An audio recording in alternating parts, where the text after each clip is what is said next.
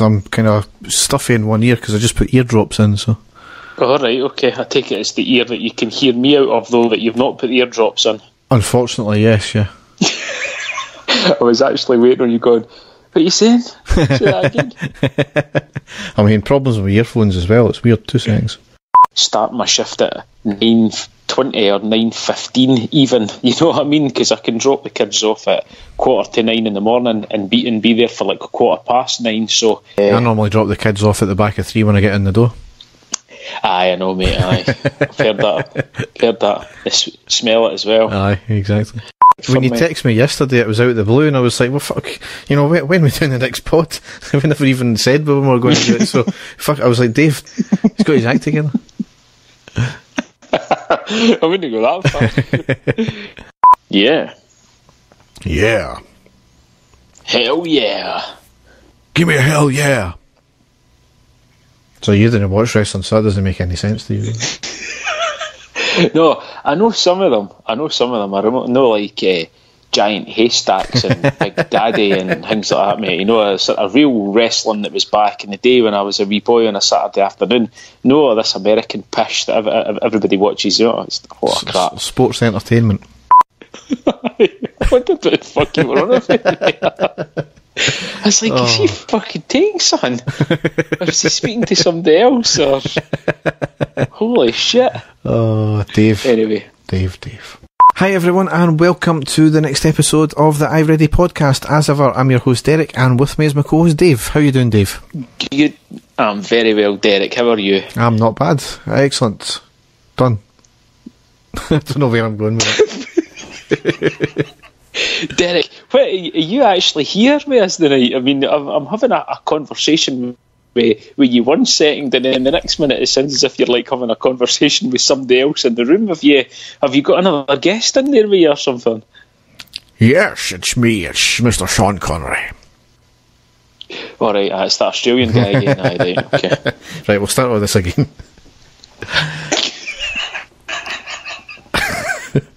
Get with it, man. Get concentrating, for God's sake. SFA have come out and clarified why Morelos was given... say that again, fucking hell. SFA have come out and clarified why the red card for Morelos was rescinded. Oh, for fuck's sake, what am I saying? I've got it written down here, I've just written it down in the wrong order. Compose yourself, Derek. Take a deep breath, man, for God's sake. And the stadium erupts in red, white and blue. You've never seen anything like it. Let's go.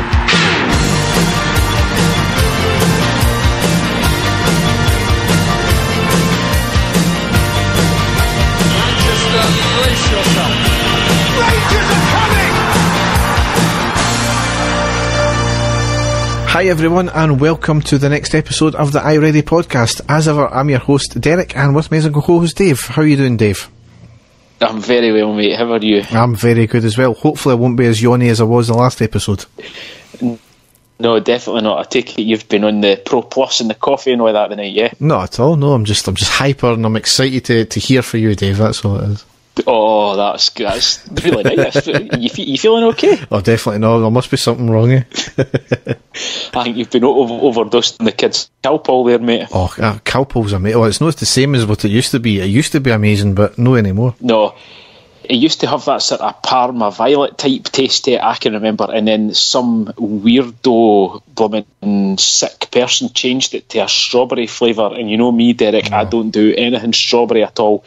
I don't take none of that shit, love, and neither will you if you know what's good for you. My body's a temple. I can't stand the smell of strawberry anything or the taste, and some sicko out there changed it to a strawberry flavour, but it used to be that sort of Parma Violet sort of taste. It was great. I can always remember that, but nah. No, it's no nice anymore, mate, but I was just wondering if that's maybe what you had been, taking maybe last week, a wee bit drowsy, you've been giving the kid a wee bit Calpol because she's maybe not feeling great, and you've had a couple of wee spoonfuls yourself, but... Oh, well, my mate, when he was younger, got his had to get his stomach pumped because he drank a full bottle of Calpol, so... Really? Let that be a lesson to you. Anyway, let's get back to talking about Rangers. You brought up the Calpol, So, we have only got one game to cover this week. Fortunately, that was obviously due to the international break. We've got the Villarreal game to look forward to as well, which we'll preview shortly. So, Derek, just even mention if Villarreal, playing Villarreal this week, that is just, you really can't comprehend that now, can you? Just going by where we've been the last 6 years, we're playing Villarreal on Thursday. Right, calm down, Dave. We'll get into it. Let that sink in. Let that sink in. Can't wait. Can't wait. I think it's you that's needing some medication. No, I'm actually sitting with my third giant coffee of the evening. That'll explain stuff then. That will also explain in about half an hour when I need to go for a pee. Aye, well. So, we will go down the tunnel and onto the pitch.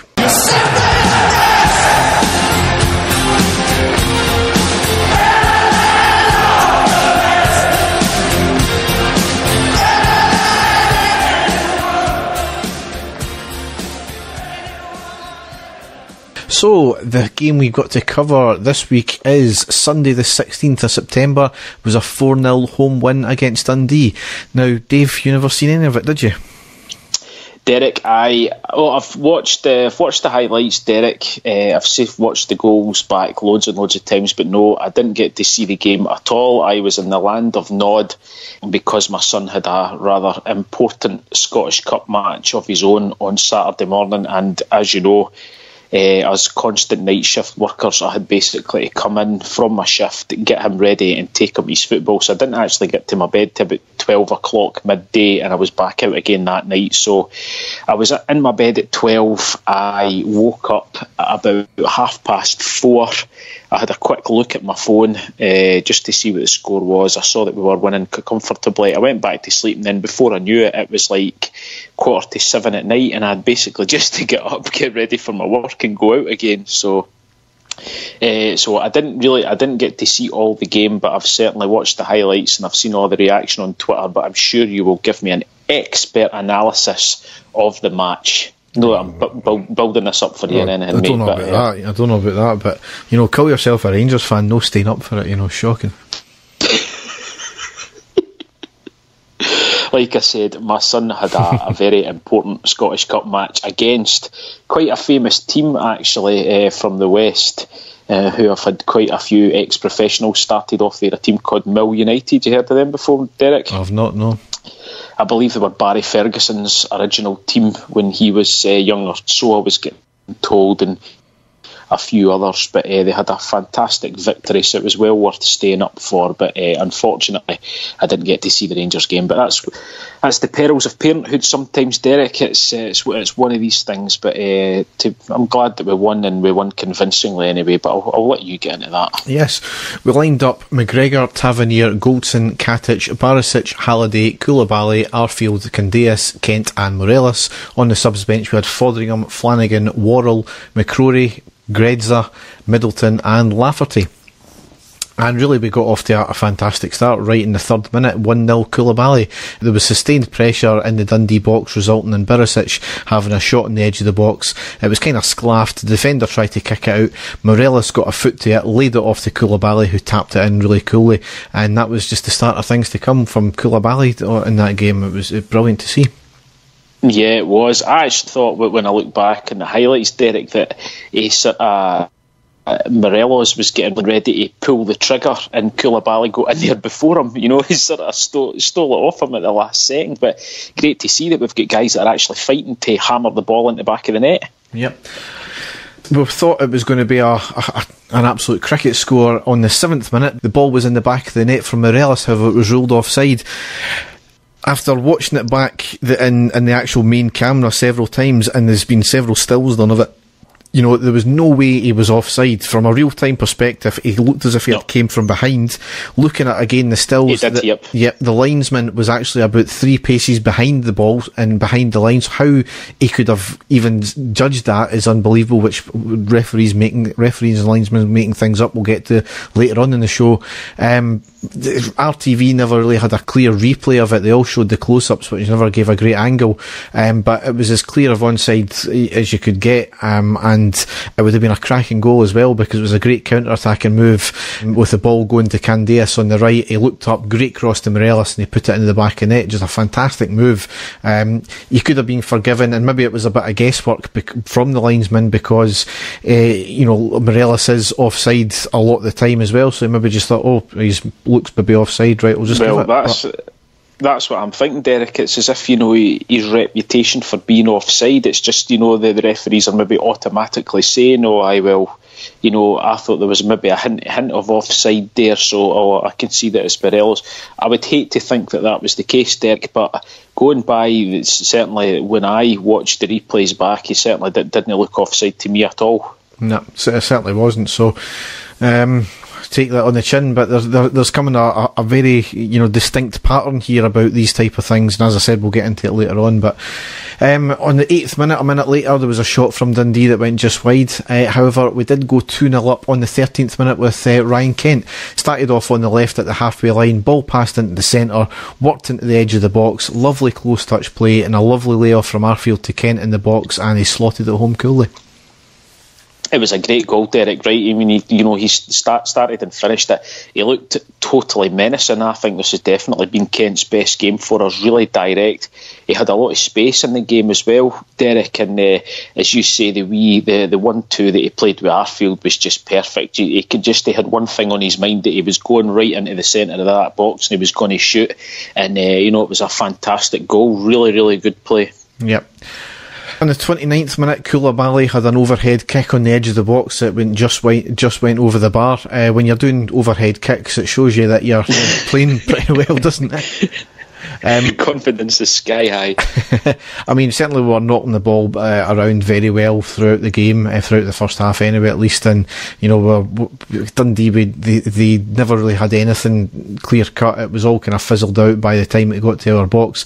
The obviously one concerning thing was that they were, there was a couple of occasions when the boy did break all the way through, and he needed stamped out in midfield, and there was not an enforcer there in midfield to do that. So that was the only concerning thing. I think that's maybe what Gerrard was maybe intimating in his post-match summary, when he was saying he wasn't happy at a 4. Well, there was aspects of it that he wasn't happy after winning 4-0, but we'll get into that shortly as well. 35th minute, Kent had a shot in the box, forcing a good save from the keeper and out for the corner. 41st minute, there was good play on the counter-attack with Tavernier and Arfield into Lincoln, and Arfield getting a shot off, making the keeper pull off a good save. And on the 47th minute, well into injury time, Morelos was brought down in the box, clear penalty, and Tavernier converted the penalty. Quite surprised that Morelos never tried to force his issue and get him to take it, because he certainly was playing well. He was getting chances. He was unfortunate not to get well, he did score a great goal that was ruled offside unfairly, and he did create that there. So, but obviously the captain ruled. I think we all know that Tav takes the penalties, Derek. I think that's, the first rule. But that move in itself was fantastic, Derek. Some of the passing play and the speed in which we broke as well. And then, an incredible ball through for Morelos as well. It was great play and clear-cut penalty. And that was fired in the net. And, 3-0 up at half-time. Absolute dream. Yeah. Now, one of the reasons why I think there was quite a bit, I think there was about 3 or 4 minutes injury time in the first half, was because the referee was given fouls against Dundee for what was pretty dangerous challenges, a lot of them, and he wasn't dishing out any yellow cards at all. It was baffling. Some of the tackles were studs showing, some of the tackles were high, and he was just allowing the players to play on as if nothing had happened. He certainly gave the foul on a fair few occasions, but certainly a lot of the challenges warranted a card, and I think that played into what happened later on in the game. Yep, definitely. Yeah. Into the second half anyway, on the 48th minute, there was a ball played long down left. Candeas nipped in before the defender. Great vision by Candeas to find Morelos in the middle, who was unmarked. Morelos took the ball, taking too much time. That allowed the defender and the keeper to compose himself. Morelos did eventually have a shot, but it hit the defender and blocked it. Something Morelos, he had a plenty of time just to compose himself and take the shot, but he seemed to want to take that one touch extra, and that allowed, as I said, instead allowed the keeper and defender to get composed themselves. So disappointing from Morelos there, and I think occasionally he does suffer from what Kenny Miller did, is he sometimes maybe not panics, but he finds himself with a lot of time and he's maybe caught in two minds about what to do. Yeah, I think he's, as you say, it was very true about Kenny Miller. Kenny Miller was a great striker when he didn't have time to think about it, Derek, when he just basically had that one, chance to shoot and score. 9 times out of 10 he would do that, but just like you say, when he had too much time in his hands, he would hesitate slightly, and it gives the other team, that sort of advantage to get back or to get the goalkeeper a save and things like that. So you could well be right there. Yeah. Now in this half, the complete opposite with the referee happened. He was, for more niggly challenges we were making and more niggly fouls, he was giving our players yellow cards. It was just a complete opposite, where he was card shy in the first half. He was certainly card happy to us in the second half, which was baffling, to be honest. But it's par for the course with Scottish referees, isn't it? Oh, okay. It's just the inconsistency now, Derek, isn't it? Yeah. It's like we seem to be talking more about referees these days than we are talking about the actual football, and I'll not say, and the good thing is it's not just us, it's a bad thing, but it's not just the Rangers fans that are complaining about it now. When you've seen, I actually watched the highlights of the Hibs Kilmarnock game at the weekend there, and the refereeing decisions there were absolutely atrocious as well. So it isn't just us, but I think we kind of, it is highlighted just because we are, watching our games and summarising our games. It's getting highlighted for us, but the standard of referee in Scotland as a whole is just shocking at the moment. Yeah, absolutely. 54th minute, Arfield had a header just over the bar after a great skill and great cross from Kent on the left. 55th minute, Koulibaly came off and Middleton came on. I think that was more just to preserve him for the game on Thursday, because he was playing out of his skin again in this game. 58th minute, Morelos on the right of the box drills it goal bound, but the keeper got a slight touch it and put it out for the corner. Not sure if it was more of a cross than a shot from Morelos, but it was a decent effort none the same. 63rd minute, another bit of controversy. Morelos was clearly taken out on the edge of the box and nothing given. No attempt to play the ball either. So there was a clear foul. It was a clear, I can't remember if it was a potential red card offence for not even attempting to play the ball, but not even a foul given. Disgraceful refereeing again. 64th minute, Kent came off and Lafferty came on. Kent was, as you said earlier, that was his best game for us. He's just coming in more and more into the game. I can't believe some fans on Twitter were upset with him over the last couple of games for not being playing well, because he's been playing out his skin, I thought. 67th minute, Lafferty had a shot from distance, but it was a comfortable save from the keeper. 75th minute, Morelos came off and we got our first look at Grezda, didn't we? That's right, yeah. And Derek, there's your your answer when we're talking about Ryan Kent. He knows now that we've got another established left winger in there, a guy who we've all got high hopes for. So he's maybe said to himself, look, I want to retain my place in this team. So maybe that's the wee kick up the backside. He's done all right for us, Kent, but this was a clear improvement in this game. So maybe that wee bit of added pressure, knowing that there's a player there that's trying to get in the team as well, is maybe going to spur him on. Yeah, I think that's maybe been one of the major issues, and I think we highlighted this in previous seasons of the pod, where in past seasons where the team never, or some of the players never had any competition, so they just felt they could waltz in and they would get their game willy-nilly because they know they didn't need to put in a performance, their place was guaranteed. So absolutely, and I think that's what Gerrard's been building, as he's always said, I want 2 players for every position, so it gives them that competition. So brilliant. And another bit of moment of madness, I don't know if it was a moment of madness from Miller or the referee, but Kenny Miller got a straight red card in the 77th minute. It was a fast-paced challenge, absolutely, but the studs weren't showing. He did catch the man, absolutely, but I don't think there was any intent. He went for the ball. I think he was just travelling at so much pace and he got a straight red card. I thought it was completely harsh. He had, mind you, been previously booked in a challenge which resulted in Andy Halliday having his nose broken. if this had been the second yellow card, you would have said, right, fair enough. But for him to get a straight red card for it, it was baffling from the referee. I don't think there's many Rangers fans that actually think it was a straight red card, apart from Johnny Patterson on Twitter there.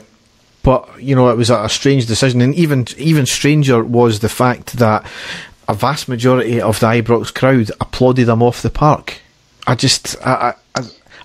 don't like applauding ex-players on and off the park to begin with, but the fact that he had just got sent off and our player was still down on the ground injured. I was quite obviously I didn't get to see it real time, Derek, but I think obviously with being Barisic, and you know how Barisic is my sort of favourite player in the team at the moment, obviously I know that everyone's alright, but I think at the time I would have been more concerned about our player getting injured, you know, than anything else.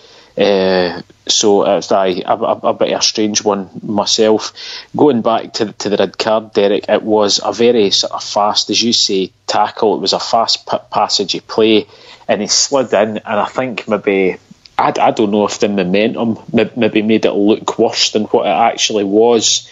I don't think it was a red card, exactly like you said, but I definitely think it was a booking. And if the referee had showed the yellow card and then the red, we would have said, right, fair enough. But just a strange one that the referee saw it as a straight red, Derek. So they have appealed it. So if they do win the appeal, it gets downgraded to a yellow card. So he would get sent off then. So sent off, aye. So I don't know how that's going to work. So that's the mystery of the Scottish football justice system there. So we'll see what happens with that. But obviously that's been in the media as of late, which we'll get into later on as well. We did go 2-0. We did go 4-0 up though on the 82nd minute with Glenn Middleton scoring. Ball crossed in from the right. Defender chased it down right into the path of Middleton, who tapped it in past the keeper from within the 6-yard box. Just great vision from the youngster, and it was good to see him getting his first goal for the club as well. Yeah, excellent. Nightmare defending for Dundee's point of view, right enough, giving the ball away right in front of the goal. But to be fair to the young guy, in the right place at the right time, and, you know, snatched on it and got the goal. So delighted for him, Derek, another young player who we've got high hopes for. He certainly looks, you know, a confident young guy. He certainly looks as if he can take it all on his shoulders. So absolutely delighted for him. It must have been a great feeling as well, being at home and scoring your first goal and, you know, cap him off a fantastic performance with the team. So absolutely delighted for him. Yep. 87th minute, we did have the ball in the back of the net again from Lafferty, but it was offside. This time it was actually a correct decision, but it was a good play and a good cross from Middleton nonetheless. 89th minute, Lafferty had a header off the bar after a great cross into the box to find his head.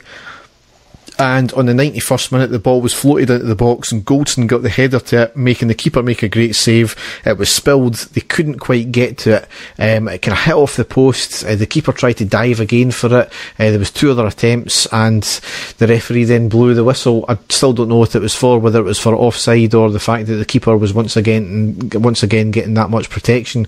But certainly, you know, the ball's not off the ground. It's in his kind of hands partially. The player's got to rightly go for it. So just disappointing we couldn't get it in the back of the net anyway, but that's nonetheless so. But certainly rounding off a very good victory, and as I said, that was quite good to see that Gerrard he still wasn't fully happy with the performance, because he felt that we slacked off a wee bit on occasion, and, you know, he felt that we could have had more goals. That was, you know, it's a great attitude to have, and something we've been longing for from our managers for so long now, isn't it?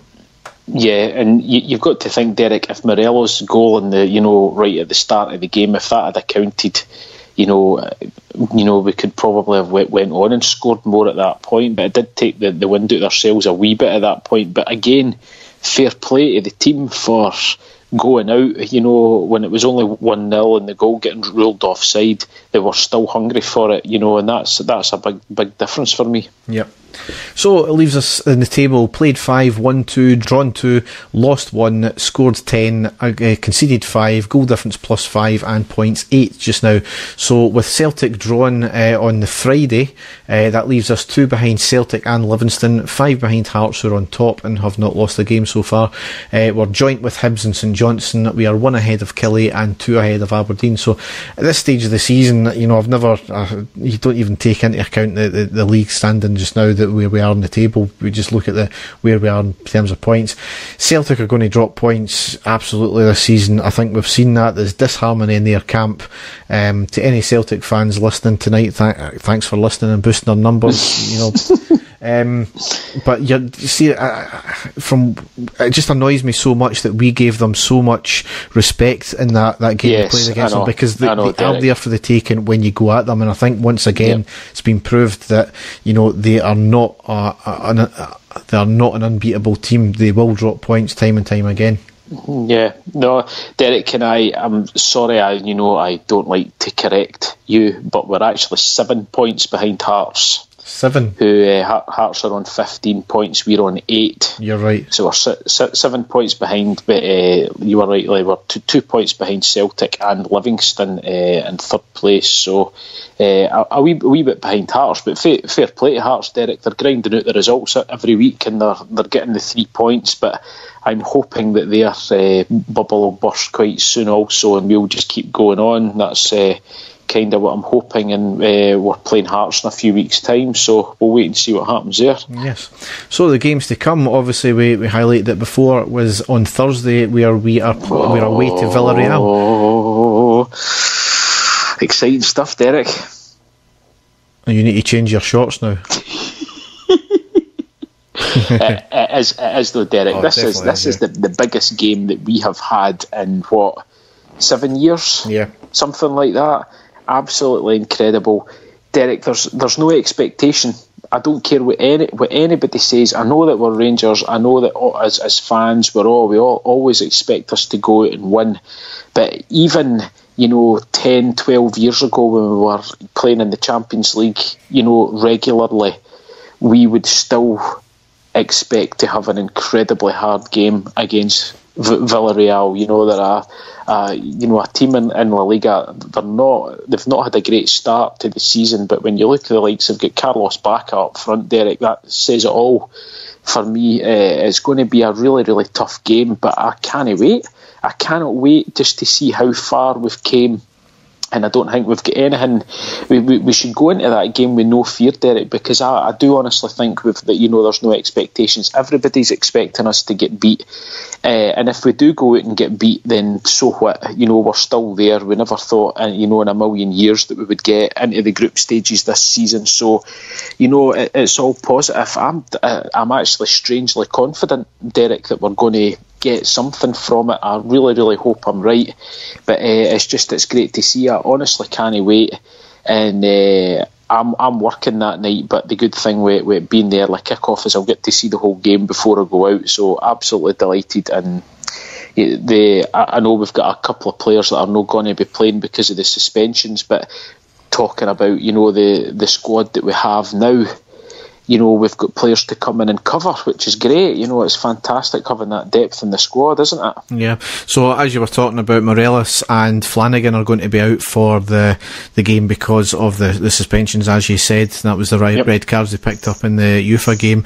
Ryan Jack is also apparently ruled out after picking up a calf injury, so it's disappointing there. Yeah. In terms of fans, apparently we've only been allocated 2,200 tickets, and apparently some fans have booked for the home end. But under Spanish police advisement, they're classing it as a risk game. I think that's maybe because of the issues that the Spanish police had with us the last time. All due to their own doing, by the sound of it. They've been cancelling tickets who have booked with a UK credit or debit card. So I hope that any fans that have got that had done that, get something sorted anyway. Yeah. Question that friend of the pod Scott put to me earlier on today for the pod is, what would be a respectable points total in this Europa League group? Now, Derek, just remind me. I know that things have changed. It shows you the last time that we've played in Europe, in the Europa League. Do we play each team home and away? Yeah. Because I know that at one point, so again, I didn't think that we would get past Maribor, Derek, to be honest with you, and we went out and we totally done them at Ibrox. So, I would love to think that we could get, 6 points at home, especially against Rapid Vienna, and hopefully against the Moscow team at Ibrox. I would hope that we could get 6 points against them. The Villarreal game, I honestly don't know, because I don't know what shape they're in.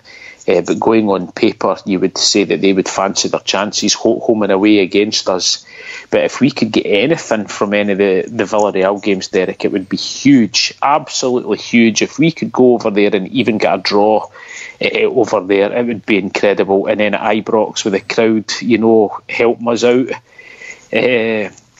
anything can happen.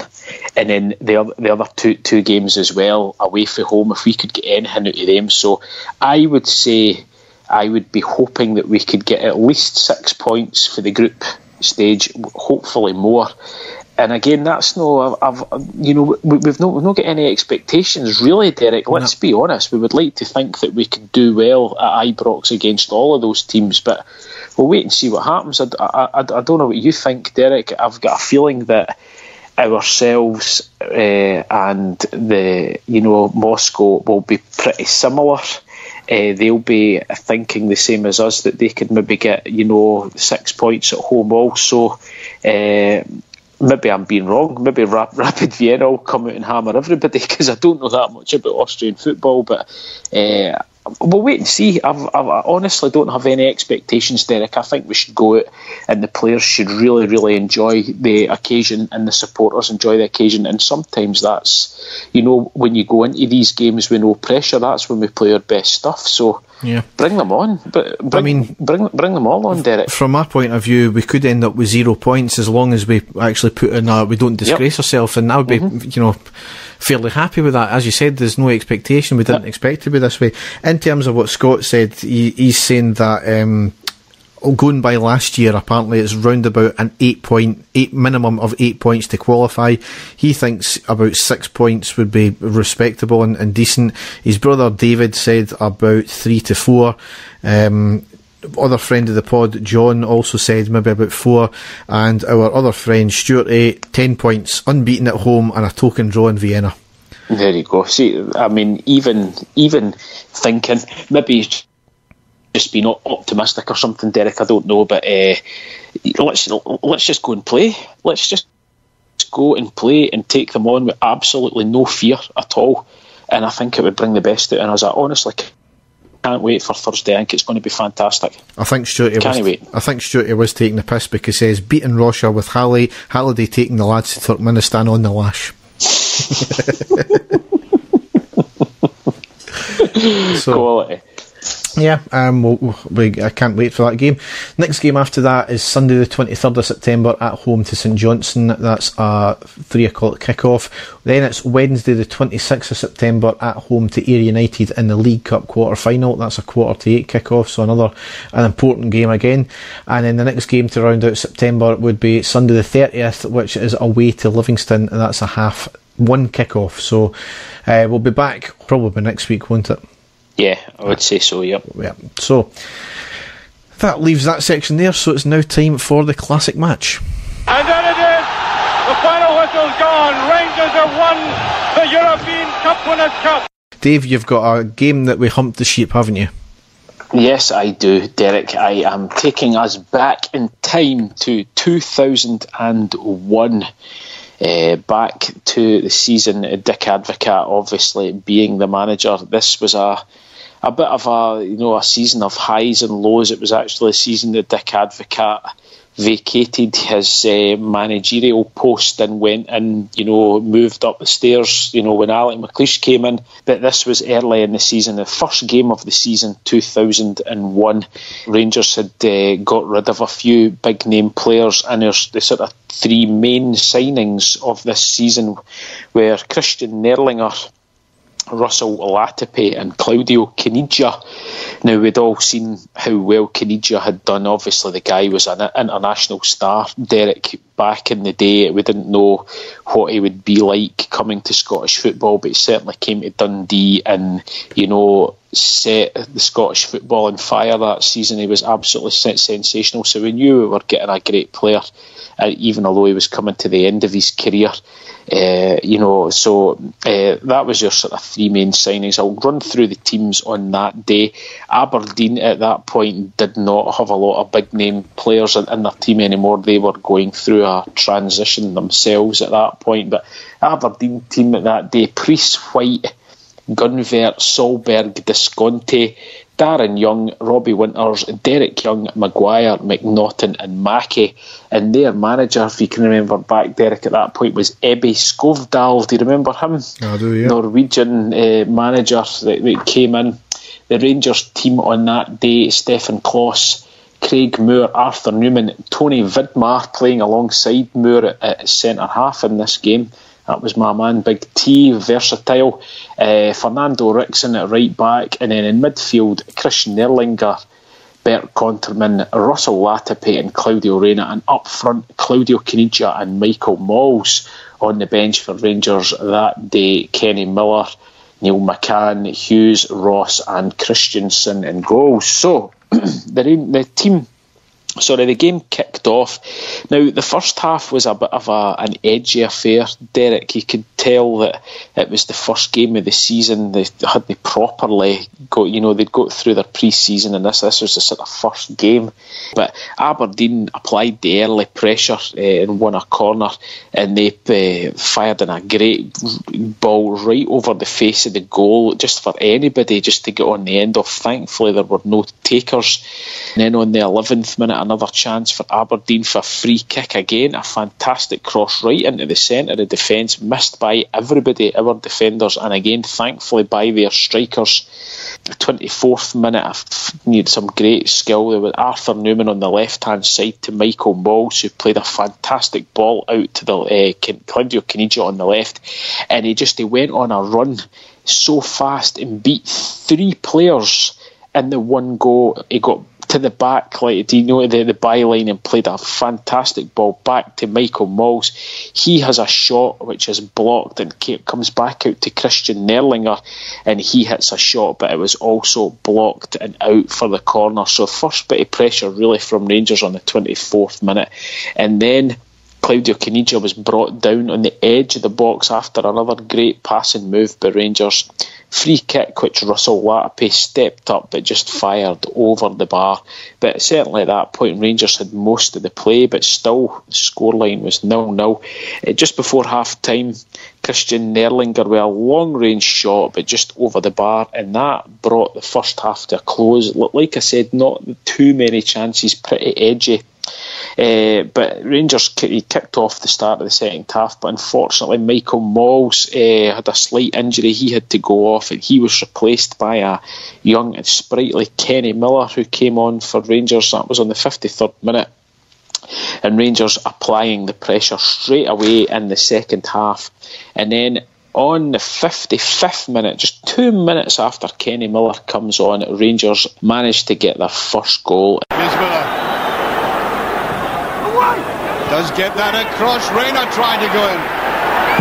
And that's a beautiful goal by Nerlinger. He really took that superbly well. Very much like the chance and the opportunity that he converted the other night in Europe, which he did with his right foot. This time it was the left foot. Cunningly set back for him. There wasn't much of a target to see, with such a cluster of players around him, and that's as neat a goal as he's ever scored. Kenny Miller picks up a ball on the left-hand side on the wing. He had a long cross into the box, which was brought down by Claudio Caniggia, back to Claudio Reyna, who had his back to goal, played it to him, he's back to goal. He could see Nerlinger on the edge of the box, and he just played the perfect cushioned pass back to Christian Nerlinger on the edge of the box, and he shoots low into the bottom corner to make it 1-0 to Rangers and get his first goal for the club. Absolutely fantastic goal, superb stuff.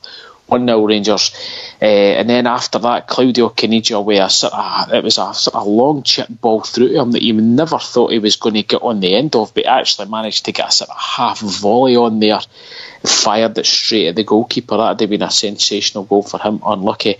And then Fernando Rickson with a fantastic through ball again to Claudio Caniggia, who stays onside, but again, too much time in his hand because he runs through in goal. He had Kenny Miller free to his left, but he didn't. He took an extra touch but fired it straight at the goalkeeper. Really should have scored their second goal at that point, but unfortunately it didn't happen.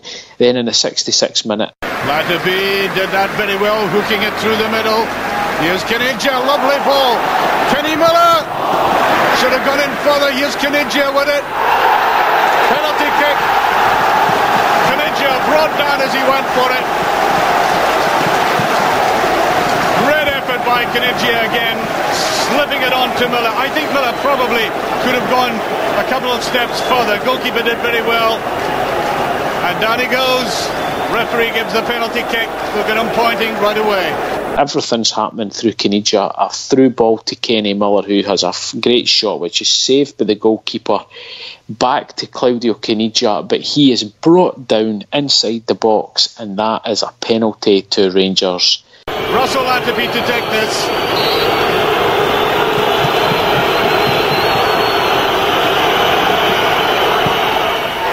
Clean as a whistle. Rangers are leading by 2-0. And he scores his first competitive goal for his new club and seems to have enjoyed it. Well, the goalkeeper guessed rightly again. He's at a good game, but just angled that measured distance away from his fingertips. And there is a support which ended the season in dejection, now beginning to sound and look a little more optimistic. Well, Russell Latterby, also one of our new signings, he steps up and fires it right into the top right-hand corner to make it 2-0 to Rangers. Fantastic stuff in the driving seat. And then not long after that, Fernando Rickson sees Miller making a run and he puts a high through ball and Miller nods it over the goalkeeper. He was just unable to connect after that. Really unlucky play there by Kenny Miller. That ball gets cleared. And then on the 72nd minute, Rangers get another goal. Here's Latterby now. On towards Miller, it's a good ball. In it goes, Caniggia! 3-0 for Rangers. Brilliant move by the two front runners. And the Rangers support ecstatic about that wonderful swirling move. There's the pace of Miller. Perfection with the pass, and Caniggia, with his class, doesn't miss these. It was Bert Conterman this time. He picks the ball up in defence, plays the ball in midfield to Claudio Reyna, and then a great pass to Russell Latterby, and then he just looks up and then he plays a fantastic high looped through ball to Kenny Miller on the left hand side of the box. He sprints down to the byline and then a tremendous low cross right between the goalkeeper and the defence to Claudio Caniggia at the back post, and he smashes it into the back of the net. A sensational goal to watch, Derek. And that's how Rangers, after that, completely in control. We had another shot not long after that on the 82nd minute, and it was Russell Latterby, but that was just over the bar again. And Rangers saw the match out after that, and it finished 3-0 to Rangers. Claudio Caniggia, absolutely sensational for Rangers that game. And the thing that got me, Derek, is we are still talking about Kenny Miller just now. And if you think of some of the players that Kenny Miller has played with, he can look back on his career and said, I set up the great Claudio Caniggia to score a goal, during my career, and it's strange to think that the guy's still playing just now. I know there's a lot of us say, everything that's happened to him, but he's had an incredible career, and it was great to see him play. He was outstanding in that game as well, Kenny Miller. But for me, the absolute standout performance of that game was Claudio Caniggia. It was absolutely sensational. You get the chance to go back and watch it, please do, and you'll get to see Caniggia in action. Can you remember much about that game, Derek? You know me, I can't remember 2 games ago, never mind one to 2001. So, but yeah, great game, great performance, and great goals as well. And Kenny Miller, fuck him. I always think back to Claudio Caniggia, Derek, and I always remember the season that he was let go from Rangers, and I always thought that it was a huge mistake. But Alec McLeish at the time letting Claudio Caniggia go, because I think we all knew that he was getting older. He wasn't as his stamina wasn't there like it used to be, but to be able to bring on Claudio Caniggia for the last 20 minutes in a match would have been, absolutely fantastic, because for that 20 minutes he would have just went for it completely. And I think that we really did miss that, especially the following season when we were in the Champions League. I always remember that, saying to myself, why did we let Claudio Caniggia go at that point? We should have kept him on, should have given him another year on his contract, because for a player of his ability, for a player of his status in the game, known all over the world for us playing in the Champions League, he would have been the perfect guy to bring on for the last 15-20 minutes, and unfortunately he didn't get it. I certainly think it was deserved anyway, Derek. But again, great looking back to see a player like that, Derek, because he was an absolute superstar, and even although he was at the end of his career with Rangers, he was still absolutely fantastic. And to think that we've had a player like him play for us is just it's phenomenal, and great memories. So again, if you get the chance to go back and see it, please do, because it was excellent. Yep. So we will now go into the news.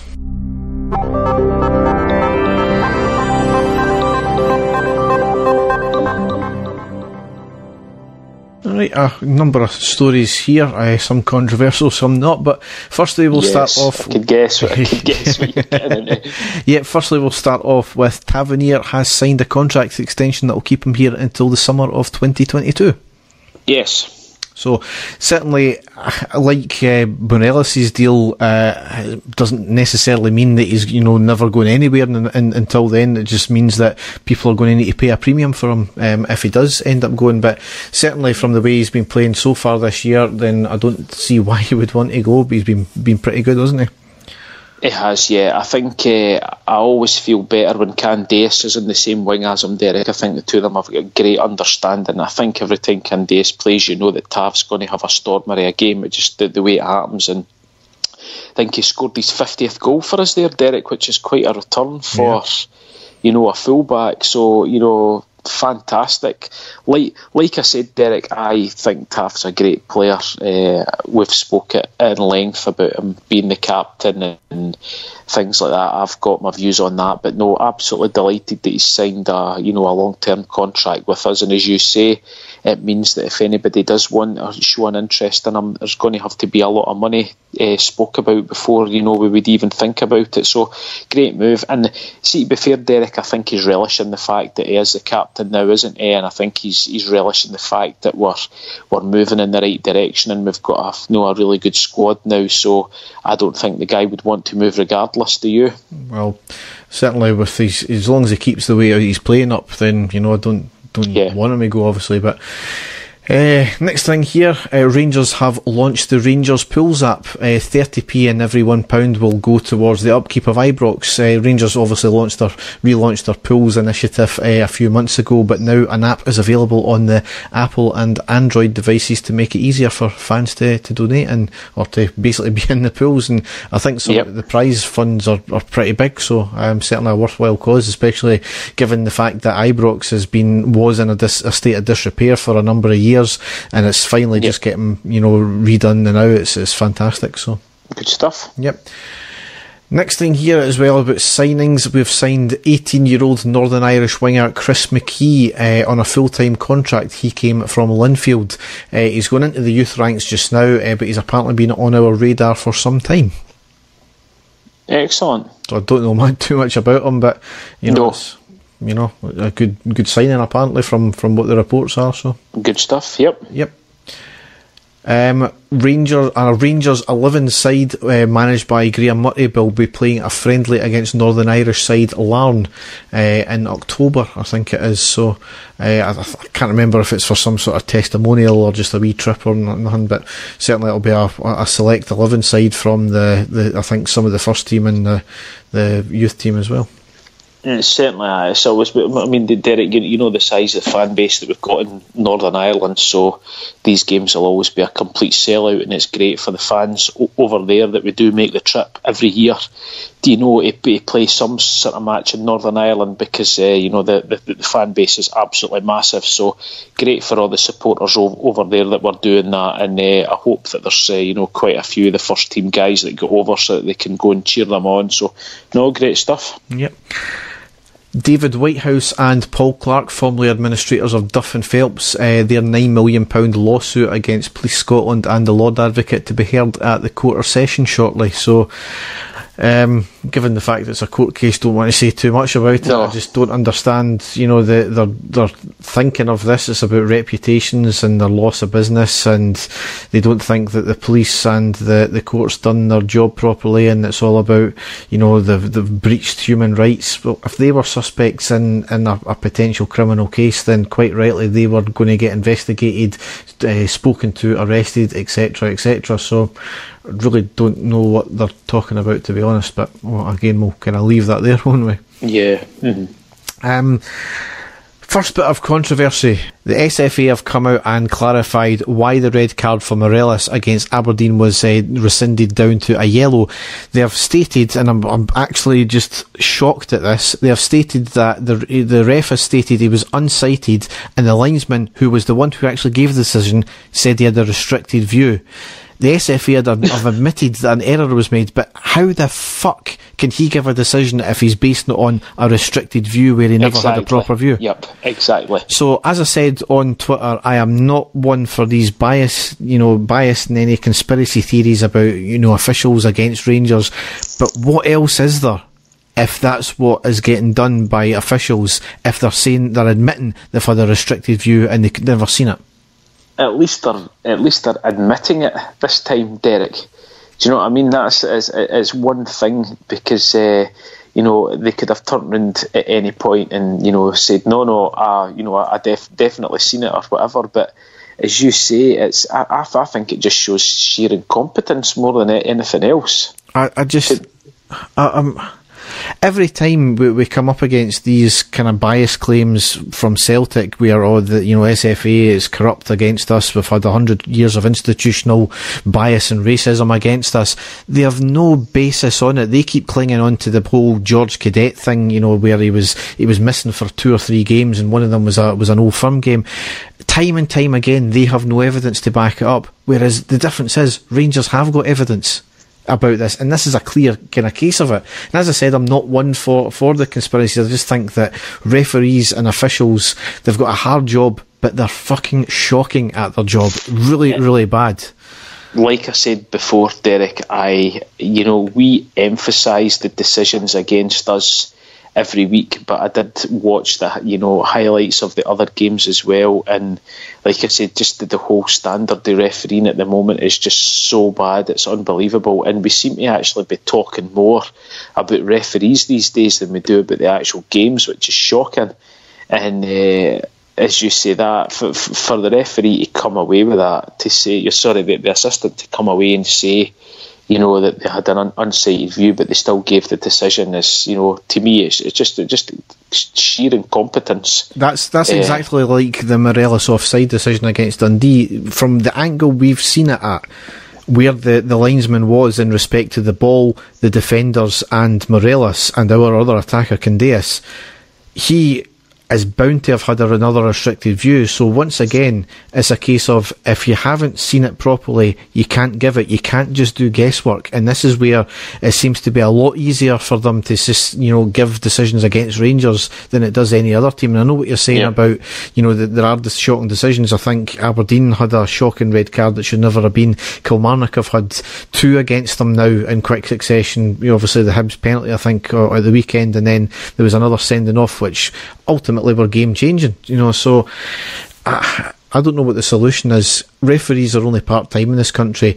The SFA can't even afford a measly £5 million to buy their national stadium. They have to rely on questionable, handouts from people that have got links to other clubs to actually afford to buy it. So it makes you wonder what the hell's going on if they can't afford to pay their referees a full-time wage and get them in and do proper work. It's just absolutely, staggering that the SFA's short-sightedness on the issues with our game. And I've been told as well that it's something like £250,000 to put VAR systems in stadiums. So, what's the SFA doing about that? Because surely you can't have it just for Premiership clubs and not for other clubs.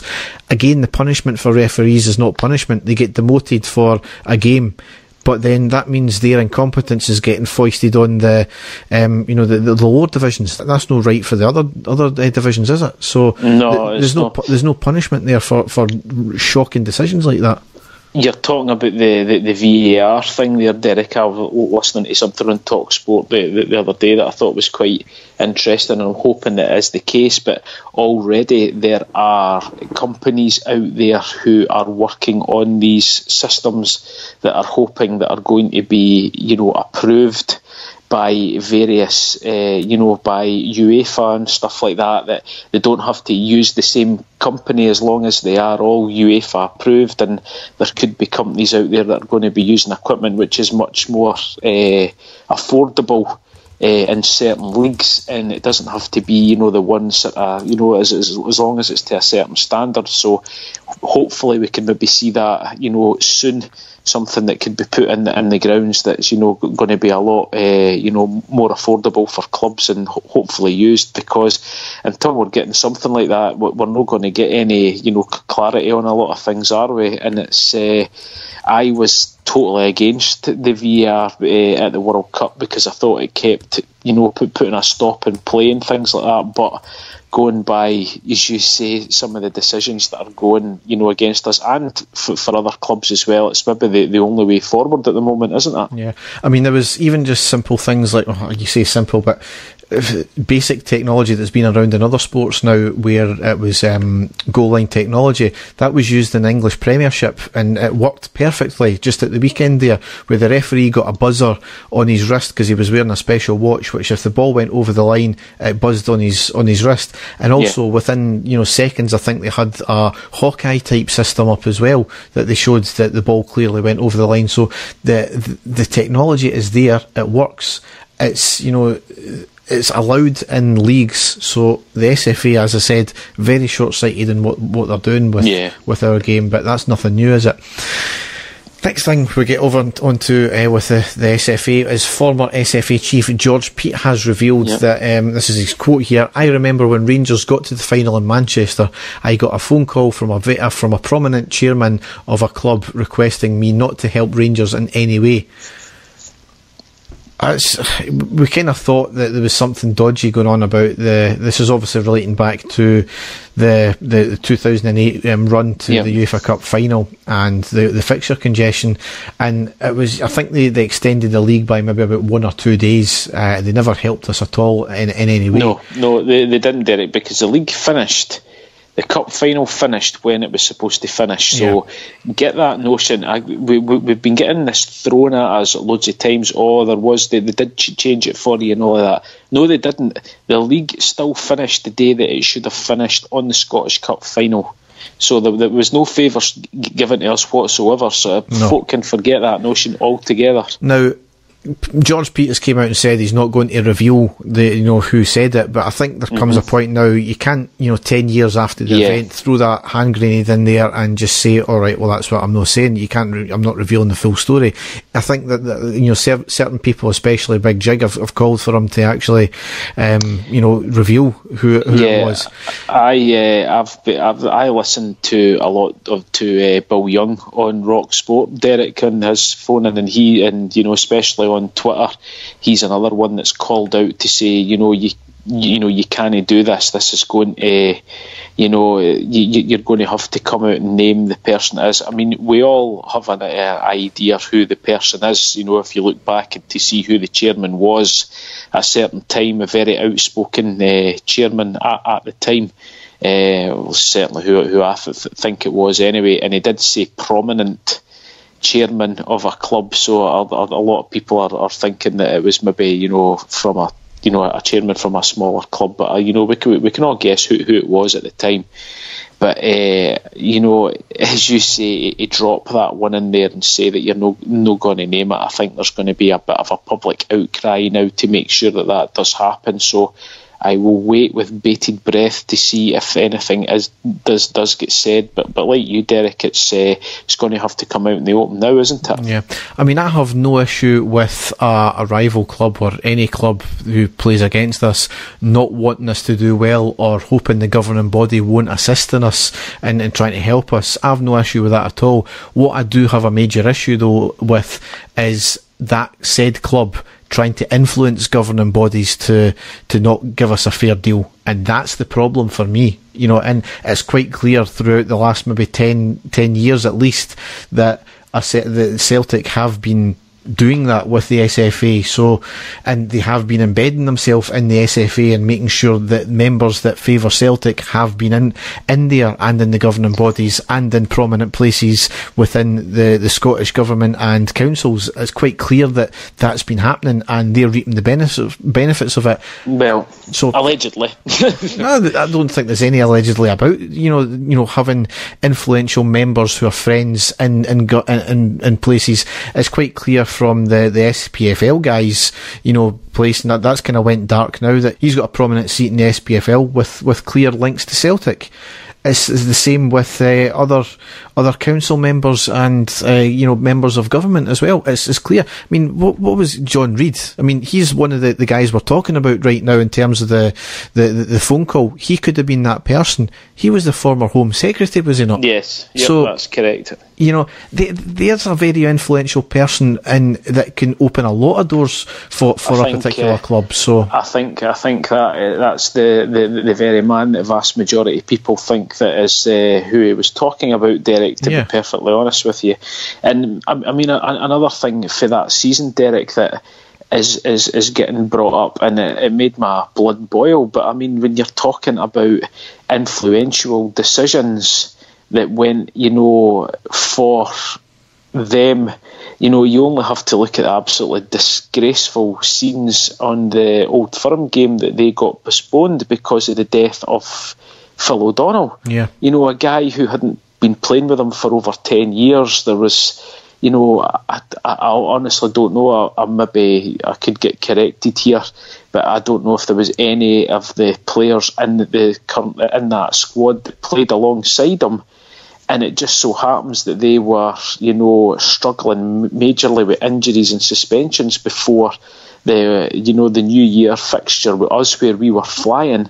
And they used that excuse and they managed to get the game cancelled for some incredible reason. But yet the team, I can't remember who it was that actually Dundee played. United, aye. That played on the day that he actually collapsed and died on the field. They actually fucking played the game. It makes my blood boil just even thinking about that, Derek. The fact that they got away with that, and it was made out that that they were far too upset to play because of the tragedy. They used that guy's death as an excuse to get out of a game of football. Yeah. I mean, you can't get much more fucking scummy than that, Derek. You really can't. And it was all seen, and I remember it was on the newspapers and everything. Oh yes, our players couldn't go through that. They're all too upset, and it's been a dark day for the club. And absolutely disgraceful, Derek. Absolutely, no shame whatsoever.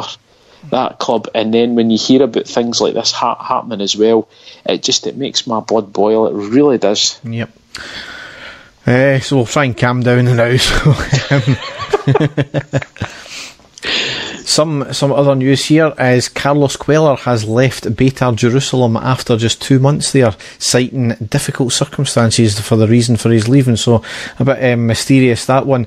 He had only joined them in the summer, obviously, and weirdly that was my first ever competitive game where I seen Rangers play. It was against Beta Jerusalem, in the UEFA Cup back in the day. Really? Cuellar is only 37, so given the fact that we've just signed a 38-year-old for that same position, Stevie, bring him home. But I know we were heavily linked with him. Was it last season, Derek, or the season before? We were heavily linked. I think maybe 2 seasons ago it would have been a fantastic signing for us, but he's a bit of a journeyman now, but certainly it was when we had him, Derek, he was absolutely sensational, a fantastic player, and that was that actual season that we're talking about that Cuellar was playing for us. Was in that season when we got to Manchester, when we played all those matches. But it was absolutely sensational, and really unlucky that he got away with winning 2 cups for us, but should have been a lot more if we weren't fucking cheated at it. And go again. Another former player and former assistant, Jonathan Johansson, has been appointed the new Greenock Morton manager in a 2-year deal. He'd previously been a coach there, and he left obviously Rangers, I think it was just before Gerrard's team came in, so good luck to him there. Definitely, yes, right. David Bates has came out and slammed Graham Murty's comments about him moving to Hamburg as complete lies. Basically, Murty intimated that it was all about down to money. David Bates has finally came out and kind of challenged that, saying it was about feeling appreciated from a club and the way Hamburg went about it. Bates has stated that when he asked for a new contract at Rangers, but he never got one, and by the time Rangers got around to talking to him, other options were on the table, and Hamburg were obviously one of them, and they had quoted him very well. So conflicting stories there. We don't know who to believe, but it's ultimately there's going to be a bit of money about it anyway, it isn't there? You can never get away from that fact. At the time, Derek, I was disappointed that he went away, because I did like David Bates, but looking at what we have now, Derek, it is a massive upgrade on anything that we had last season, any of the defenders, so I really don't care too much now, because I know that the defenders that we've got are absolutely fantastic at the moment, so I don't care. So good luck to the guy. I hope he does well. A young Scottish guy playing out in Europe, and certainly Hamburg are a massive club, even though they're not playing in the top league anymore. They're a massive club, and playing in that standard, they'll certainly be as good, if no better, than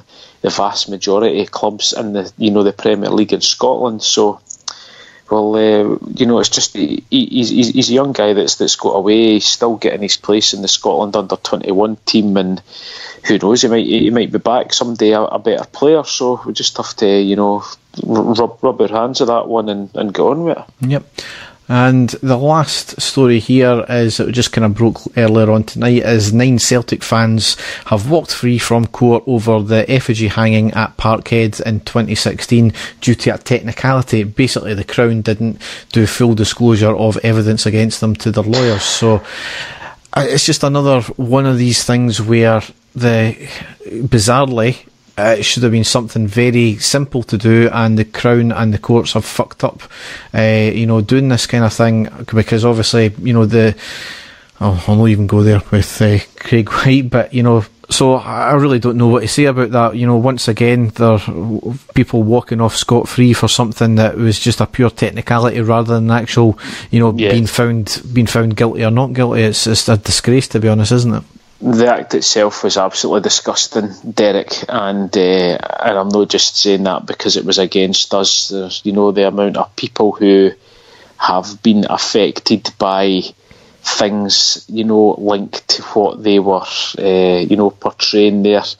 even in their own fans, there must have been a lot of their own fans out there. I know there was a lot of their own fans. I know at least 3 that were absolutely genuinely disgusted by what was done there, because they had personal experiences where, I can't really go into it, but I know that there was a lot of fans from, not just us, that were absolutely sickened by seeing what had happened, and the fact that these guys have walked off scot-free. Derek, is just it's really, really disappointing, and as you say, for it to be a technicality as well, the fact that they'll not face any charges or anything like that now, it's just really, really sickening for a lot of us, isn't it? So, Dave, there's several Scottish sex terms you all need to know, apparently. Right, okay. Scots is a beautiful language, whether used by rabbi burns or renting emerging from the toilet in train spotting. While it might not be considered a sexy way of speaking to some, no one can deny the raw power that comes from the Scottish accent. I mean, we're 2 people that we've been told that we've got a weird Scottish accent, so haven't we?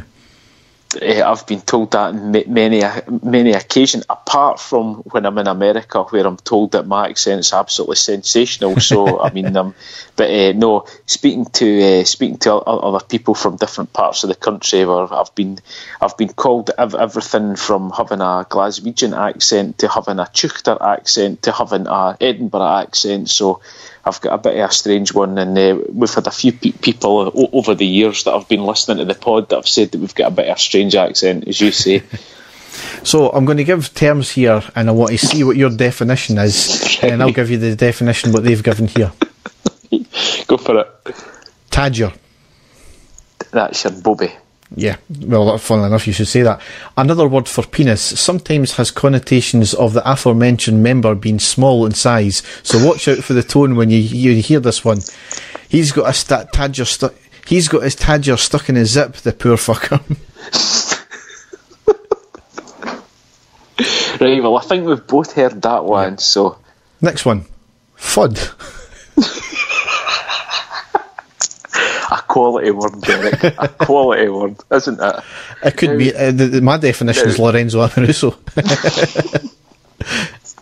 Now, the word fud, I don't think, actually gets used to describe the female part. I think it's more used to describe somebody that's been a bit of a tube or an idiot. Do you not think so? But it's supposed to, be another word of the female genitalia. Is that correct? Well, yeah, it can mean vagina or can be used as a derogatory term. Yes. Certainly not the sexiest word when you're getting down to it, but packs a punch when said in regular conversation. Wait for the green man before crossing the road, you daft fud. Okay. Or, let's see your fud, hen. I think you would get punched in the puss if you were to say that. I think so. Gantin. I would say smelly or disgusting. No, quite. To be ganting on something is to be gagging for it or want it very badly. Can be used interchangeably with horny depending on how you say it. I'll tell you one thing, he was clearly ganting on it. Couldn't he get my trousers off quick enough? No, I would say that ganting is, oh my god, that is ganting. Yeah. As in, like, disgusting. Chug. Is that chug?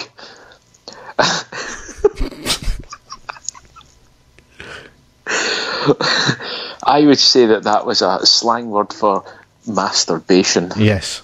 I'm so lonely I've been chugging, but it's like it's going out of fashion. Even cracked one out to Holmes Under the Hammer yesterday.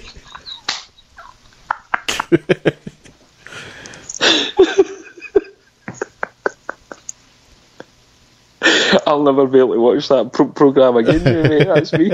You put me off it. Right, now this is the last, two last ones here. Chuck. Diddy ride.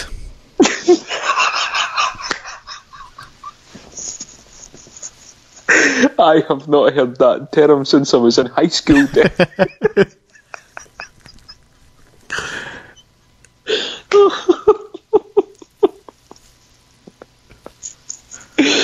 This is the reason why we'll probably never get a sponsor this section here.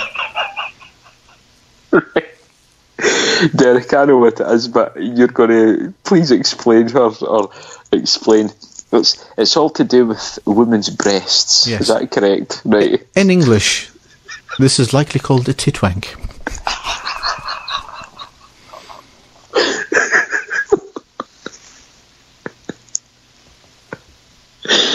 Oh my God. And the last one here, stoner. Stoner. When a man is aroused. Yes, a Glaswegian term for an erection. Ha ha ha. Look at Ali. He's got a right stoner on dancing with Helen. No, my favourite all the terms, Derek, definitely the second last one. As I say, I've not heard that since I was at high school, so hilarious. Brilliant. So, on that note, that rounds up our podcast. So, as you may have seen on our Twitter feed, as we have now got the podcast out on Spotify. So anyone who has got access to Spotify, go and take a listen to us on that. Certainly, I know Scott, our friend Scott, was asking for that to be put on, so it was a new thing we were looking at anyway, and I did speak to Dave about that beforehand, so it's now out on that. We Excellent. are obviously out on YouTube as well. We are changing things about. It'll be the same podcast, but it'll look slightly differently. Maybe rather than the full logo, the full size of the image, it might have a few other logos on it. It's just a new way I'm doing it to try and cut time now. We have got our Twitter feed, which is at iReadyPod. Our Facebook page is facebook.com/iReadyPod. Our website is iReadyPodcast.wordpress.com. We have our Instagram feed as well, which hasn't been updated for a while. That's obviously because we're not going to the game. Well, I'm not going to the games anymore, and Dave's not been for a while. But I've still to update them with the pictures we've taken from the Ibrox tour as well. So. Oh yeah, because we've got a lot. We've got a lot to put on there. Yeah, we'll have to get that sorted. So, as Dave and I said, we'll be back probably next week. Not long after the game on Sunday. But so. That's just to say thanks for listening and goodbye. Yep, thanks for listening, guys. Look forward to Thursday, and we will speak to you next week. Bye. Cheers. And the stadium erupts in red, white and blue. You've never seen anything like it. Let's go.